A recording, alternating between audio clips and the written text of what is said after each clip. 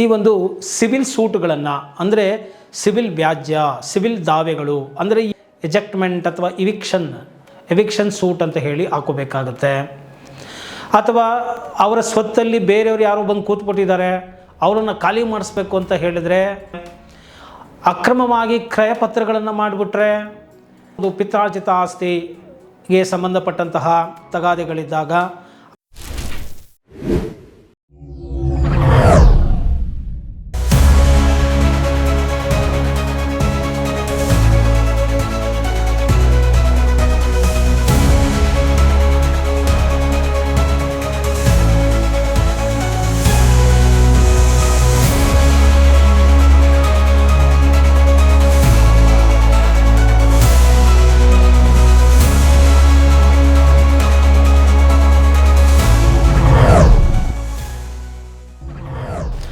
ನಮಸ್ಕಾರ ವೀಕ್ಷಕರೇ, ನಾನು ನಿಮ್ಮ ಮಂಜುನಾಥ್ ಅಡ್ವೊಕೇಟ್ ಮಾತಾಡ್ತಾ ಇರೋದು.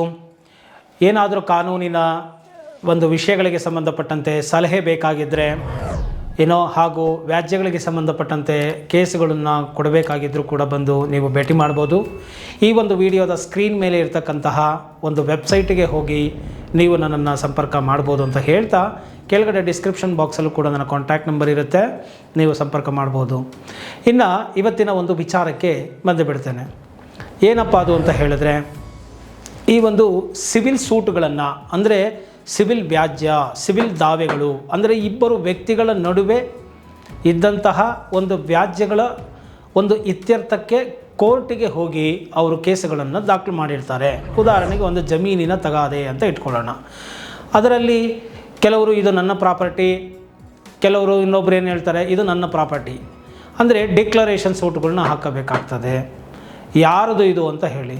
ಕೆಲವರು ಸ್ವಾಧೀನದಲ್ಲಿ ಇರ್ತಾರೆ, ಬೇರೆಯವರು ಬಂದು ತೊಂದರೆ ಮಾಡ್ತಾ ಇದ್ದಾರೆ, ನನಗೆ ಮಾಡದಿರೋ ಥರದಲ್ಲಿ ಕೇಳಿ ಅಂತ ಹೇಳಿದ್ರೆ ಒಂದು ಇಂಜೆಕ್ಷನ್ ಸೂಟ್ಗಳನ್ನು ಹಾಕೋಬೇಕಾಗತ್ತೆ.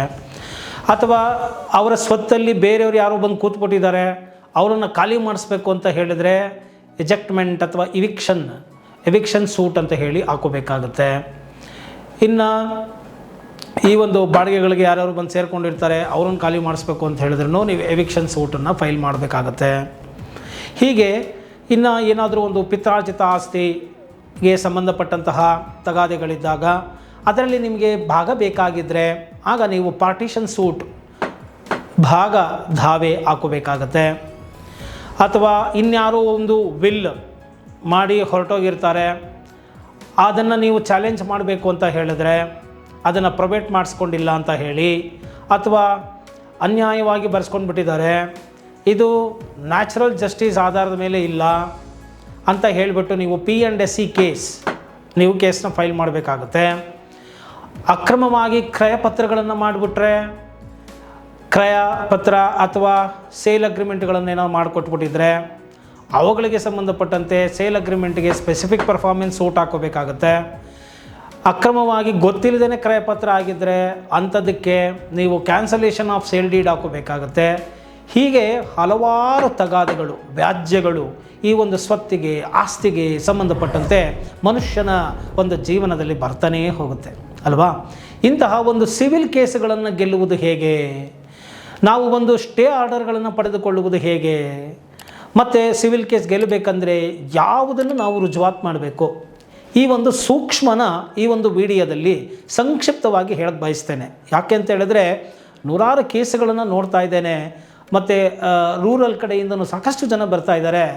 ಅವರಿಗೆ ಒಂದು ಕೇಸ್ ಅಂದರೆ ಏನು ಸ್ಟೇಜ್ ಇರುತ್ತೆ, ಏನು ಕೇಸಲ್ಲಿ ಏನನ್ನು ನಾವು ಪ್ರೂವ್ ಮಾಡಬೇಕು, ಕೋರ್ಟು ನಮಗೇನು ಪ್ರೂವ್ ಮಾಡೋಕ್ಕೆ ಹೇಳಿದೆ ಇದೇ ಗೊತ್ತಿರೋಲ್ಲ, ಮತ್ತು ಯಾವ ದಾಖಲಾತಿಗಳನ್ನು ಹಾಕಬೇಕು ಅದನ್ನೇ ಹಾಕಿರೋಲ್ಲ. ವರ್ಷಗಟ್ಟಲೆ ಕೇಸುಗಳು ನಡೀತಾ ಇರುತ್ತೆ ಸುಮ್ಮನೆ. ಆದ್ದರಿಂದ ಇದು ಎಲ್ಲವೂ ತಗ್ಗಬೇಕು, ಈ ತರಹದ ಒಂದು ಅನ್ಯಾಯ ಕಕ್ಷಿದಾರರಿಗೆ ಆಗಬಾರದು ಅಂತ ಹೇಳಿ ನಾನು ಈ ಒಂದು ಬೆಳಕನ್ನು ಅಂದರೆ ಕಾನೂನಿನ ತಿಳುವಳಿಕೆಯನ್ನು ಸಾರ್ವಜನಿಕರ ಒಳಿತಿಗಾಗಿ ನೀಡ್ತಾ ಇದ್ದೇನೆ. ನೋಡಿ, ಇಷ್ಟು ಮಾತ್ರ ತಿಳ್ಕೊಂಡ್ಬಿಡಿ ಕೇಸ್ ಗೆಲ್ಲೋದಕ್ಕೆ. ಯಾವುದೇ ಒಂದು ಕೇಸನ್ನು ದಾಖಲು ಮಾಡುವಾಗ ನಾನು ಏನು ಸಮಸ್ಯೆ ಇದೆ, ಯಾವ ಜೂರಿಸ್ಡಿಕ್ಷನ್ಗೆ ಹಾಕಬೇಕು ಅನ್ನೋದನ್ನು ಕರೆಕ್ಟಾಗಿ ತಿಳ್ಕೊಂಡು ಆ ಒಂದು ಸೂಟನ್ನು ಫೈಲ್ ಮಾಡಬೇಕಾಗುತ್ತೆ. ಅಂದರೆ ನೀವು ಯಾವ ಜಾಗದಲ್ಲಿ ಸ್ಥಳದಲ್ಲಿ ಸ್ವತ್ತಿದೆ, ಆ ಸ್ವತ್ತಿಗೆ ಸಂಬಂಧಪಟ್ಟಂತೆ ಆ ಜೂರಿಸ್ಟಿಕ್ಷನ್ನಲ್ಲಿ ಯಾವ ಕೋರ್ಟ್ ಇದೆ, ಯಾವ ವ್ಯಾಪ್ತಿಗೆ ಬರುತ್ತೆ ಅನ್ನೋದನ್ನು ತಿಳ್ಕೊಂಡು ಸರಿಯಾಗಿ ನೀವು ಸೂಟನ್ನು ಫೈಲು ಮಾಡಬೇಕಾಗತ್ತೆ.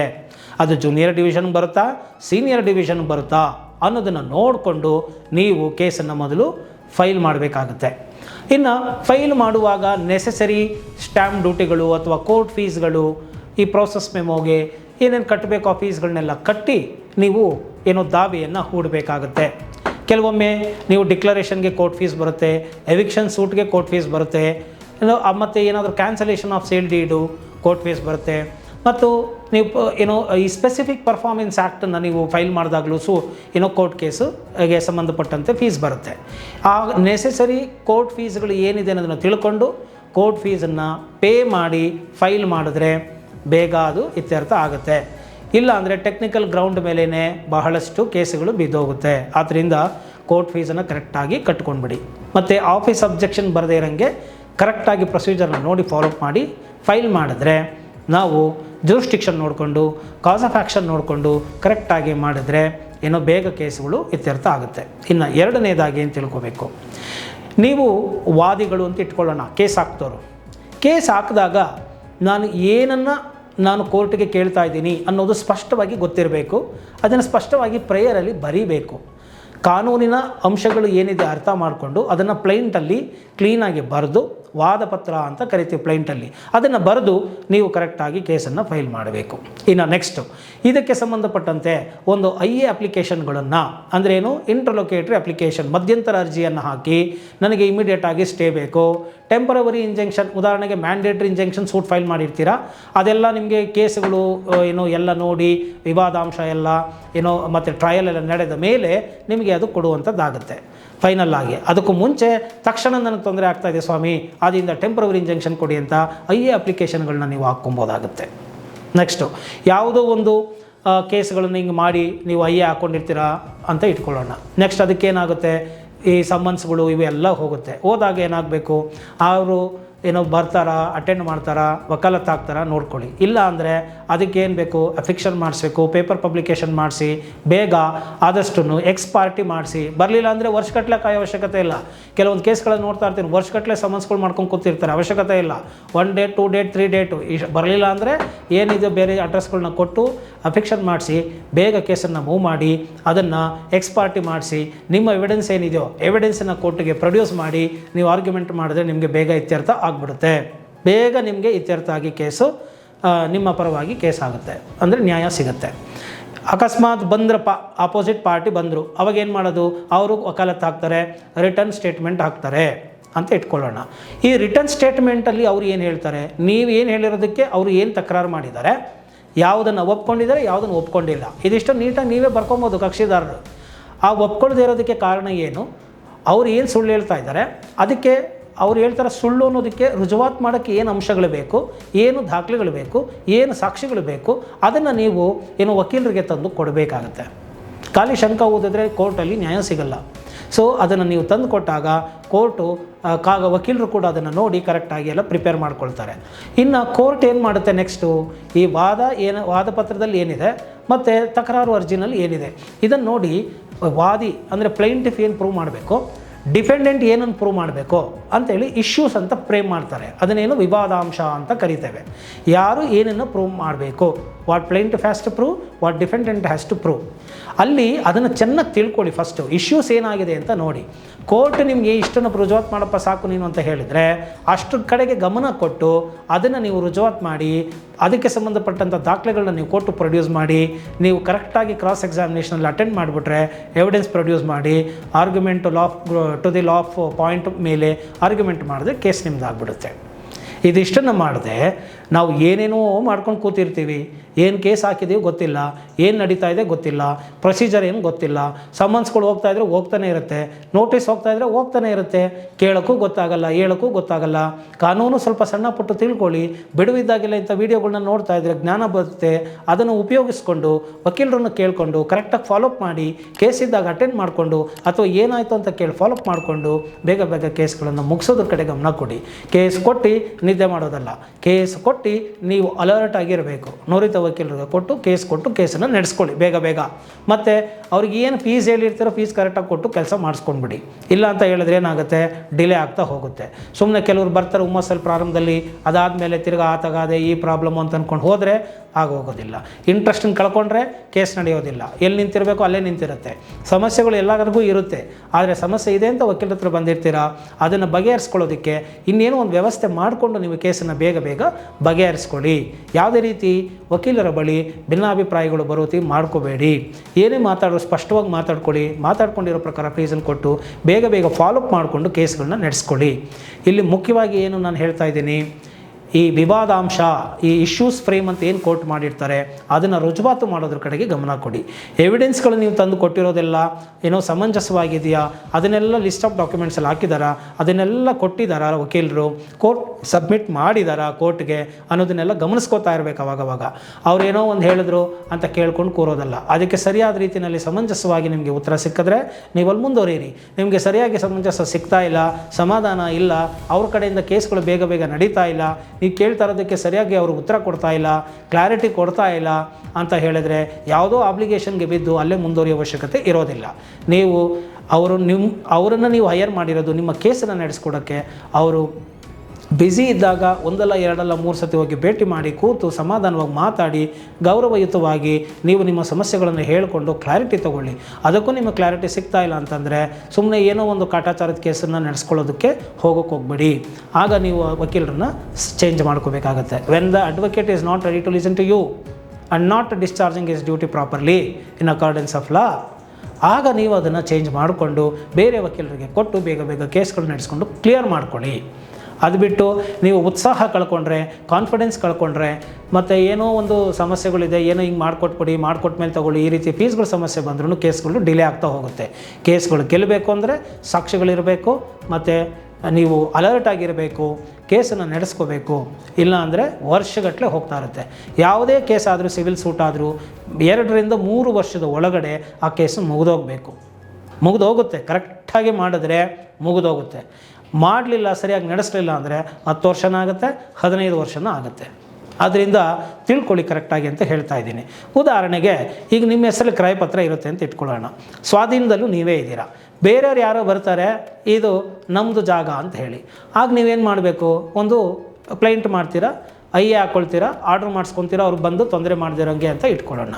ಈಗ ನೀವೇ ರುಜುವಾತು ಏನು ಮಾಡಬೇಕು, ನೀವೇನು ಮಾಡಬೇಕಾಗುತ್ತೆ, ಈ ಜಾಗ ನಂದು ಅನ್ನೋಕ್ಕೆ ಅದಕ್ಕೆ ಸಂಬಂಧಪಟ್ಟಂಥ ಮಾಲೀಕತ್ವಕ್ಕೆ ಸಂಬಂಧಪಟ್ಟಂತೆ RTCನೋ ECನೋ ಮುಟೇಷನ್ನೋ, ಮತ್ತು ಏನಾದರೂ ಅಪ್ಡೇಟೆಡ್ ಟ್ಯಾಕ್ಸ್ ಪೇಡ್ ರಿಸಿಪ್ಟು, ಖಾತಾ, ಸೇಲ್ ಡಿಡ್ಡು, ಅಥವಾ ನಿಮ್ಗೆ ಯಾವ ಮುಖಾಂತರ ಬಂತು, ಪಾರ್ಟಿಷನ್ ಮುಖಾಂತರ ಬಂದಿದೆಯಾ, ದಾನದ ಮುಖಾಂತರ ಬಂದಿದೆಯಾ, ವಿಲ್ ಮುಖಾಂತರ ಬಂದಿದೆಯಾ, ಇದನ್ನು ಕೊಟ್ಟು ಪ್ರೊಡ್ಯೂಸ್ ಮಾಡಿ.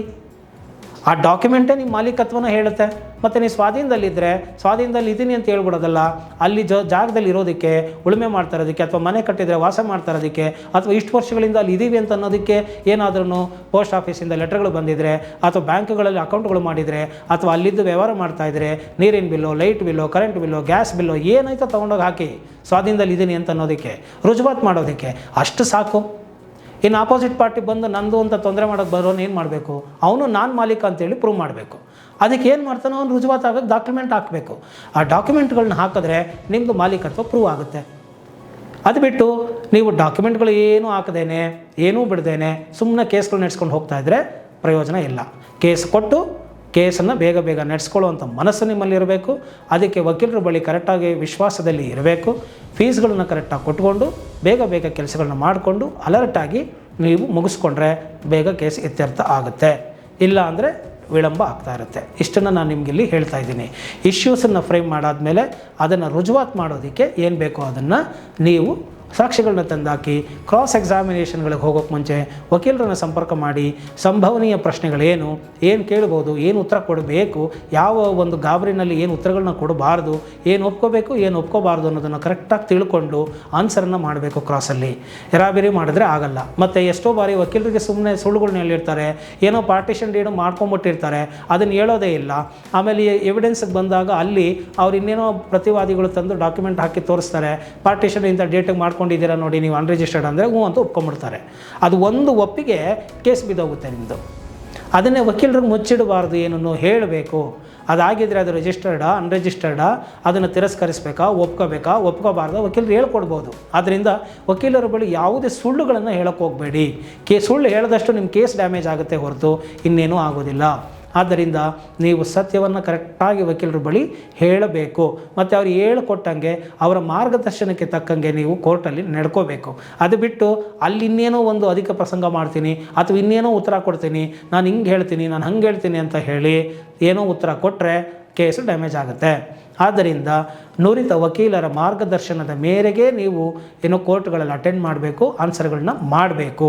ಆರ್ಗ್ಯುಮೆಂಟ್ಗಳನ್ನು ಕರೆಕ್ಟಾಗಿ ನೀವು ರಿಟರ್ನ್ ಆರ್ಗ್ಯುಮೆಂಟ್ ಹಾಕೋದು ತುಂಬ ಒಳ್ಳೆಯದು. ಯಾಕಂದರೆ ಓರಲ್ ಆರ್ಗ್ಯುಮೆಂಟ್ ಮಾಡಿದಾಗ ಕೆಲವೊಂದು ಸತಿ ಜಡ್ಜಸ್ಗಳು ಸರಿಯಾಗಿ ಫೋಕಸ್ ಮಾಡಲಿಲ್ಲ ಅಂದರೆ, ಕೇಳಿಸ್ಕೊಂಡಿಲ್ಲ ಅಂದ್ರೂ ಕೂಡ ರಿಟರ್ನ್ ಆರ್ಗ್ಯುಮೆಂಟ್ ಇದ್ದರೆ ಅದನ್ನು ನೋಡಿ ಮಾಡುವ ಜವಾಬ್ದಾರಿ ಅವರಿಗಿರುತ್ತೆ. ಆದ್ದರಿಂದ ಸಬ್ಮಿಷನ್ ಮಾಡೋ ಟೈಮಲ್ಲಿ ಓರಲಾಗಿ ಹೇಳಿಬಿಟ್ಟು ರಿಟರ್ನ್ ಆರ್ಗ್ಯುಮೆಂಟ್ ಹಾಕ್ಬಿಟ್ರೆ ತುಂಬ ಒಳ್ಳೆಯದು ಅನ್ನುವಂತಹ ಮಾತಿನಲ್ಲಿ ಹೇಳ್ತೇನೆ. ಇಷ್ಟು ಎಚ್ಚರಿಕೆಗಳನ್ನು ನೀವು ವಹಿಸಿದ್ರೆ ಸಿವಿಲ್ ಕೇಸು ನಿಮ್ಮದೇ ಆಗುತ್ತೆ. ಈ ವಿಡಿಯೋ ನಿಮಗೆ ಇಷ್ಟ ಆಗಿದೆ, ಅದರಲ್ಲಿ ಮರೆಯದ ಹಾಗೆ ಲೈಕ್ ಕೊಡಿ ಹಾಗೂ ಇತರರಿಗೂ ಕೂಡ ಶೇರ್ ಮಾಡಿ. ಜೈ ಹಿಂದ್, ಜೈ ಕರ್ನಾಟಕ ಮಾತೆ.